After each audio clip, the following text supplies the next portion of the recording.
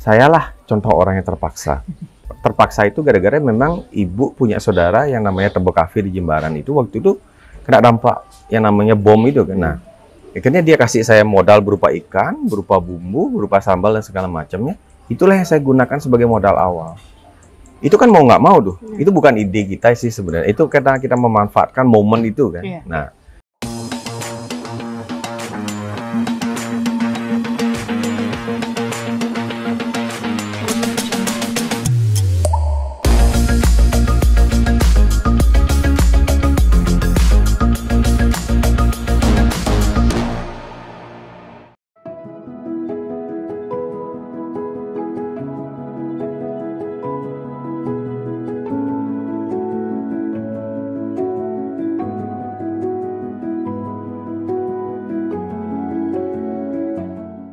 bisnis saya mulai tahun 2005.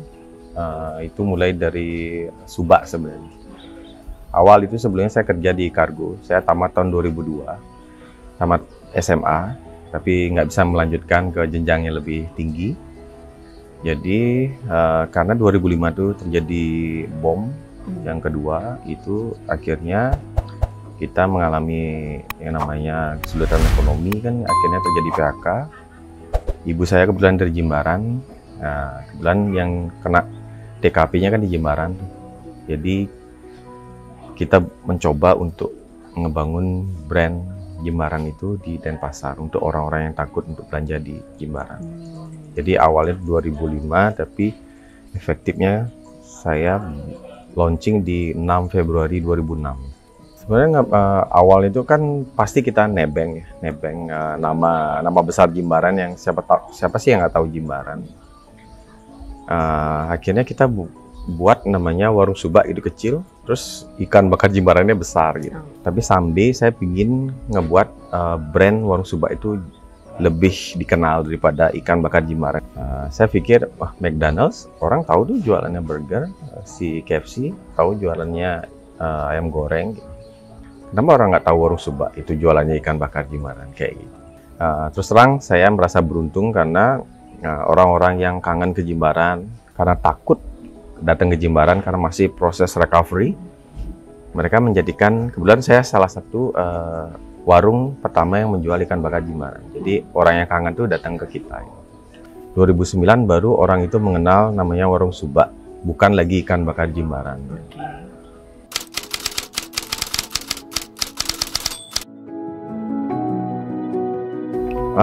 Kalau saya masih ya pakai cara yang gimana ya, maksudnya cara yang kuno gitu ya.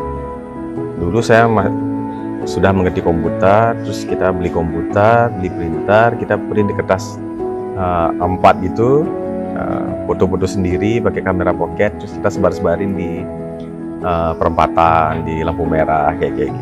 Jadi untuk brand awareness saja sih di awal kayak gitu, biar orang tahu, oh di sini ada warung ikan bakar Jimbaran loh kayak gitu.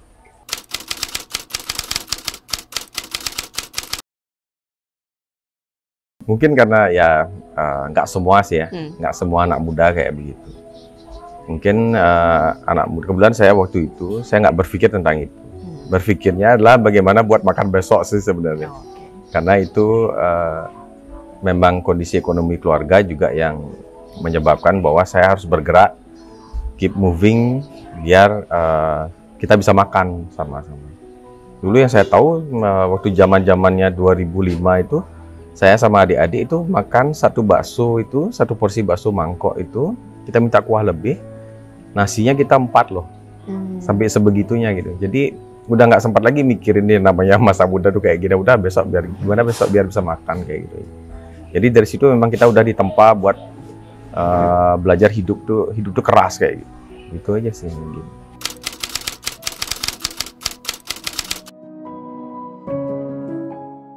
Kalau perkembangan ya artinya sebenarnya perkembangan signifikan itu sebenarnya dari 2006 kita buka itu perkembangan sangat pesat. Makanya saya menggunakan yang namanya aji mumpung itu. Anggap dah kita punya motor nih ya, motornya tuh mungkin R1 ya. Terus bensinnya full, tracknya lurus, aspalnya bagus gitu, nggak ada motor atau mobil lain. Nah, waktu saat itu yang saya pikir ya gas sekenceng-kencengnya aja, gaspol aja gitu kayak. Jadi apapun yang ada kesempatan saya ambil gitu. Tapi tidak dibarengi dengan dukungan orang tua waktu itu, karena mungkin ya orang tua masih agak sedikit was-was lah gitu, karena namanya kita membangun usaha baru ini, berani nggak kayak gini, berani nggak gini, pasti ada worry-nya gitu. Tapi waktu itu saya berpikir, kalau bukan sekarang, apakah iya akan datang lagi kesempatan yang sama kayak gitu. Jadi mungkin orang tuh menganggap Haji Mumpung itu lebih ke unsur negatif ya. Negatif tuh dalam artian, wih, Haji Mumpung banget sih, baru usahanya kayak gitu udah ekspansi kayak begini. Karena belum tentu kan di the next year-nya belum tentu sama kan begini ya. Belum tentu dapat kesempatan sama di tanah yang sama juga kan kayak gitu. Jadi saat itu saya memutuskan untuk ekspansi sesuai dengan kemampuan saya. Nah 2008 itu BP Lestari yang bantu saya untuk di awal, karena bang-bang nggak ada yang percaya sama saya karena masih muda kan. Umur saya masih 22 tahun gitu. Tahun 2008.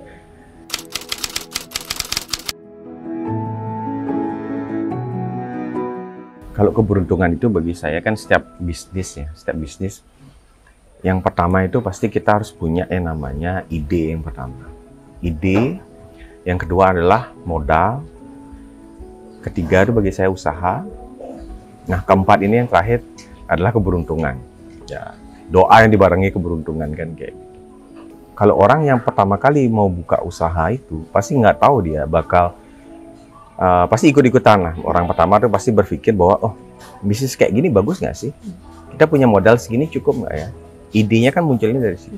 Dan saya agak kurang setuju sih kalau orang tuh pure dapat ide bisnis tuh benar-benar pure, ya udah kayak gitu. Kecuali dengan terpaksa ya, keadaan terpaksa. Saya lah contoh orang yang terpaksa. Terpaksa itu gara-gara memang ibu punya saudara yang namanya Tebet Cafe di Jimbaran itu waktu itu kena dampak yang namanya bom itu kan. Nah, akhirnya dia kasih saya modal berupa ikan, berupa bumbu, berupa sambal dan segala macamnya.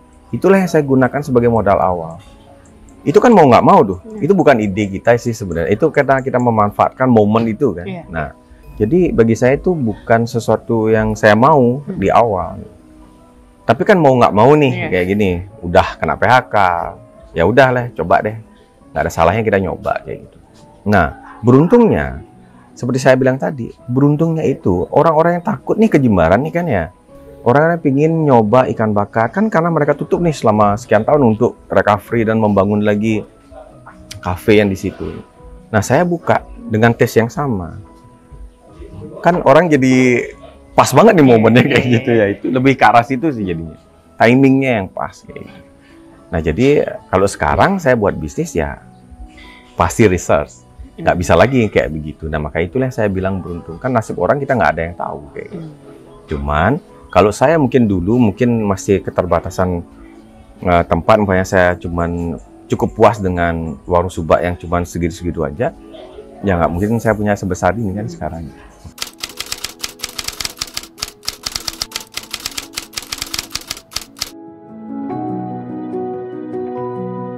Jadi waktu pandemi kan melanda kita tahun 2000, awal 2020 ya. Awal 2020 itu kita mengalami semua bidang kayak mengalami shock ya, shock. Semua kita tuh benar-benar diuji kemampuan kita bertahan, cara kita mengoperasikan perusahaan kita sendiri. Waktu itu karena arahan gubernur atau pemerintah kan kita harus tutup tuh selama beberapa hari yang bertepatan dengan ogoh-ogoh ya kalau nggak salah ya, ngerupuk ya, nyepi ya. Nah, akhirnya diperpanjanglah libur nyepi. Pasti hal yang pertama kita lakukan adalah karena anak-anak waktu itu memang libur nyepi, kita suruh ya udah kamu stay di rumah dulu. Akhirnya, waduh lama-lama nih kok terus kayak begini nih. Akhirnya saya putuskan untuk menutup sementara operasional warung subak. Terus ada tamu nelpon, Pak boleh buka? Ya namanya pemerintah udah nggak ngasih, kita nggak bisa ngomong apa. Sampai tibalah saatnya waktu itu pemerintah boleh, tapi take away kan? Ya take away. Akhirnya saya waktu itu oh yaudah kalau boleh take away ya udah kita panggil lagi anak-anak nih, suruh anak-anak buat masak, terus antar ke customer kan kayak. Kita coba untuk ngomong ke pemerintah waktu itu boleh nggak seandainya dine in. Boleh dine in asalkan dengan diatur jarak segala macam. Nah, waktu itu mulailah peningkatan sampai akhirnya kita hire lagi karyawan kita 100%. Nah, setelah menjalani beberapa bulan pandemi itu, saya lihat banyak tuh bertebaran kafe-kafe kan. Terus banyak dari pemerintah menganjurkan untuk selalu membuat acara tuh di outdoor area gitu, bukan indoor. Berpikir saya waktu itu bahwa di Subak kan indoor semua nih, kita jadi nggak bisa ngambil pangsa pasar itu. Ya udah, saya riset, punya aset juga di sebelah sini, coba deh buatin tempat yang namanya Bumi itu sendiri. Udah sekalian buat section outdoornya Subak kayak gitu, namanya Bumi gitu. Tapi mereka juga menjual menu makanan tersendiri yang murah-murah, dari ya 50.000 per orang udah bisa menikmati makanan di sini. Itu yang di Bumi. Jadi setelah itu banyak yang buat event, banyak yang buat banyak yang nongkrong kayak gitu ya di tempat yang itu, karena memang outdoor kan tempatnya, jadi orang lebih ngerasanya safe kan kayak gitu. Nah, setelah itu jalan, saya buat Hago ini tahun 2021 itu di bulan November saya mulai. Sebelum itu saya berpikir bahwa saya lihat perkembangan bisnis di tempat lain itu ternyata ada yang buka namanya beach club, day club, yang konsepnya outdoor kayak gitu. Ternyata pangsa pasarnya ada gitu, tapi kebanyakan tempat itu adalah di daerah Canggu, daerah Kuta, daerah Ubud, daerah Uluwatu kayak gitu. Dimana bagi saya sebagai orang Denpasar, untuk mencapai itu perlu namanya pengorbanan waktu kan gitu ya. Saya ngerasa itu, waduh, spendingnya hampir 1,5 jam juga ya gitu. Terus harga juga untuk kalangan yang nggak semua kalangan bisa menjangkau itu. Akhirnya saya punya ide gitu, saya punya tanah yang saya sewa gitu. Gimana kalau saya buat kayak begitu? Dimana orang bisa lebih save waktunya lebih cepat, dicapainya lebih cepat, terus harganya lebih murah, terus waktu spending untuk ngecilnya, time untuk ngecilnya lebih banyak kan gitu, karena dia udah menghemat waktu.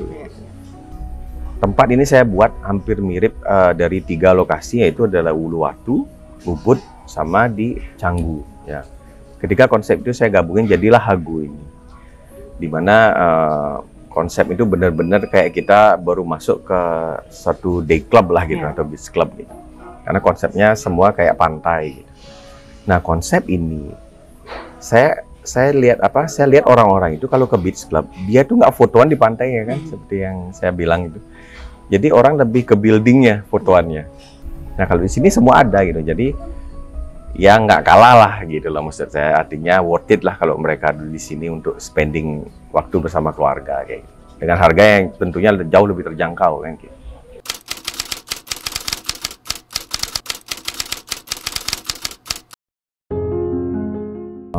Pengalaman saya adalah konsistensi sebenarnya. Konsistensi kita adalah di produk sebenarnya. Kadang-kadang kita manusia pasti kalau di saat kita udah rame, di saat kita udah settle, di saat kita sudah running well, kadang-kadang yang namanya kualitas itu pasti kita terlena ya. Pasti kita kadang-kadang nggak jaga yang namanya quality control. Sebenarnya saya pun mengalami hal yang serupa. Saya bukan orang yang munafik gitu. Kita juga di Subak, karena saking mungkin ramenya, terus permintaannya banyak, itu kadang-kadang kita melupakan yang namanya quality control itu. Nah, sebenarnya konsistensi produk itulah yang sebenarnya harus benar-benar dijaga. Karena apa? Branding Subak itu saya bangun dari 2005 itu. Itu memang benar-benar makanan yang dengan kualitas medium, dengan harga yang medium. Kita ngambil pangsa pasarnya Denpasar lah, kita ngikutin Denpasar. Tetapi tidak menutup kemungkinan kayak sekarang nih, harga mau tahun baru apalagi, kan harga semua pada naik. Nah, kemarin aja gas sudah 2 kali lipat. Harga dari nelayan juga naik tinggi karena cuaca buruk segala macam. Nah, itu yang susah kita sebenarnya maksudnya mengaturnya gitu loh. Nah, akhirnya kita carilah yang namanya bottom price yang memang nantinya kita pakai untuk, ya sudahlah, kalau memang seandainya harga naik ya udah kita loss sedikit gitu, bukan berarti nggak profit, kita profit gitu, tapi ya profitnya kecil kayak gitu. Nah, konsistensi di produk ini yang sebenarnya kita nggak boleh ganti, itu loh maksud saya. Umpamanya kalau kita, harga ikan kayak begini mahal nih, ganti yuk pakai ikan apa gitu yang lebih murah. Itu yang sebenarnya kita nggak mau. Jadi kita tetap pakai standarisasi kita, ikan dari bahan, bumbu-bumbu segala macam itu kita tetap pakai yang premium gitu. Nah itu yang pertama, konsistensi. Yang kedua itu adalah eksistensi kita, contoh kayak sosial media. Kita kerjasama dengan media-media massa kayak gitu, untuk sebagai brand awareness kita bahwa kita eksis loh kayak gitu. Itu yang sebenarnya harus dijaga juga. Nah seperti yang saya bilang tadi kan, Subak udah jalan nih, tapi kita masih promo kan sama Lestari. Kadang-kadang kita ikut yang merchant of the month kayak gitu kan, itu 40% kan, itu dampaknya luar biasa sekali kan. Dan juga kita ngebantu orang-orang biar harganya lebih kejangkau kayak gitu. Itu yang sebenarnya dua hal itu yang bagi saya yang penting gitu.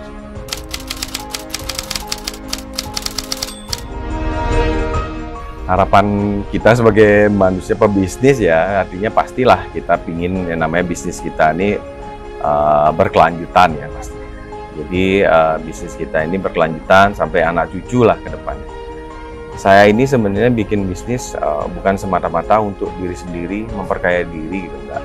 Jadi anak-anak saya nanti dengan privilege yang akan saya berikan nanti ke anak-anak itu, anak-anak saya juga nggak yang susah-susah banget gitu loh. Oke lah, cukup saya susah gitu, tapi kan namanya manusia, bisa nggak mereka ngelanjutin yang namanya kejayaan dari orang tua yang itu kan kita nggak tahu ya. Tapi ya kita cukup berdoa aja biar bisnis ini berkelanjutan, kalau bisa berkembang kan lebih bagus lagi kayak gitu. Saya berharap sih semua bisnis berjalan, karena kalau kita cuma jalan sendiri ya pasti ekonomi nggak akan bergerak. Tetap harus jalan, makanya saya selalu bilang, bro sukses ya, kita harus sukses bareng-bareng.